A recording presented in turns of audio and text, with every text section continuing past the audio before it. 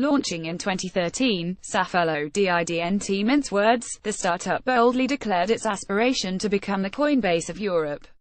But while it initially grabbed headlines, the Stockholm-based company has fallen off the radar in recent years, as major regional startups like Cryx and KNC- succumbed to operational issues. Safello simply wasn't able to gain the traction with regional VCs it needed to compete.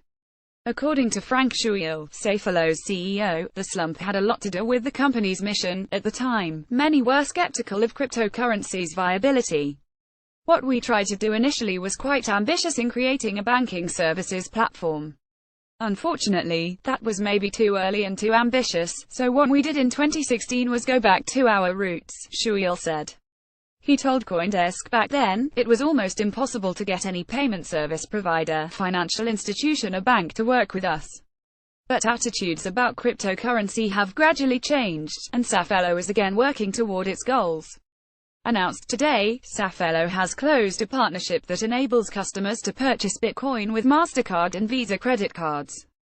The service was tested with British pounds in a trial, but now supports euros, Norwegian krone, Danish krone, Czech koruna, Swiss franc and Hungarian forint.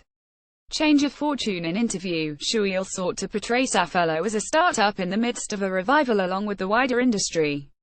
So far in 2017, the value of Bitcoin has increased over 250%, and the value of the wider cryptocurrency asset class has grown from $10 billion to over $120 billion today. In the interest of capturing this momentum, Safello has also launched a new front-end and reworked much of its back-end, aiming to improve its exchange and wallet services. Further, Schuil suggested that, despite past problems, HES now optimistic that the startup will be able to find and identify partners that can help it grow.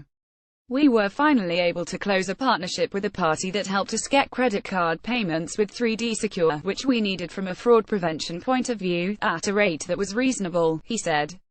Going forward, the exchange is working to build out other payment methods and hopes to soon relaunch ICBIT, a peer-to-peer cryptocurrency futures exchange it acquired in October, under the Safello name. Returning to Norway in what was perhaps a more symbolic move, the company is also re-entering Norway, a market in which it had previously had trouble gaining traction. Given its presence in Europe, Safello initially tried to extend services to the market, but Norway had ruled that Bitcoin was subject to VAT, a consumption tax that put immense burdens on companies transacting in the digital currency. But earlier this year, Norway lifted the VAT rule, taking cues from a 2015 ruling from the European Court of Justice that states Bitcoin wasn't subject to VAT in the EU, and Safello was ready to capitalize. We already had all of the pipelines required to enter quickly, Schuil said.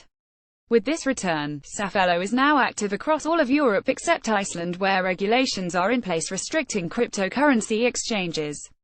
While Schuil declined to disclose user numbers or transaction data, he said the exchange now has tens of thousands of customers, a number he indicated he plans to do his best to increase.